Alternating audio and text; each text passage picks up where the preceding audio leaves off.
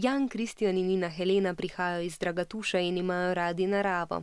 Da bi zemlja bolj obrodila, kmetje v njihovem kraju trosijo gnojilo biognojevko. Biognojevka pride iz hlevov ali pa je stranski produkt, ki nastane v bioplinarnah. In kadar biognojevka ni dovolj dobra, smrdi.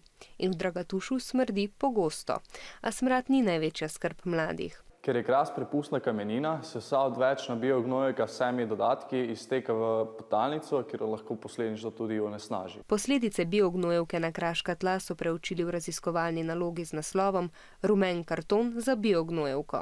Ne smemo pozabiti, da imamo v Beli krajini tudi črnega močerila, endemita, ki živi samo pri nas, in mu ta bioplinska gnojevka s temi težkimi kovinami lahko zelo škoduje in lahko povzroči tudi njegovo izumrtje. Zato so se mladi odpravili na Ministrstvo za kmetijstvo in okolje ter se srečali s strokovnjakinjo za biološke odpadke. Mlade najbolj skrbi, ker nova uredba predvideva, da bo lahko v biognojevki še več snovi, ki naj bi naravi škodile. A na ministrstvu pravijo, da so dosedanji kriteriji prestrogi, saj so takšni, kot bi šlo za biokmetijstvo. Se bodo povečali sicer nekoliko vrednosti cinka in bakra, vendar je pa ministrstvo v novi uredbi predvidelo mnogo drugih varovalk, ki bojo omejile vnos gnojevke kot take na kmetijska zemljišča.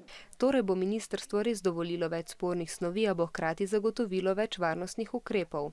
A mlade ekologe vseeno skrbi, ker za njihovo občutljivo področje veljajo enaka pravila kot drugod. Zato jim doktorica Gomišček zagotavlja, da na njihovem območju ne bodo več dovolili gradenj bioplinaren. Inšpektorji pa bodo bolj podrobno preverjali, ali je biognojevka primerna. Kako pa so mladi zadovoljni z odgovori? Upam, da bo šlo na bolje, drugače pa nisem dobil vtisa, da bo šlo.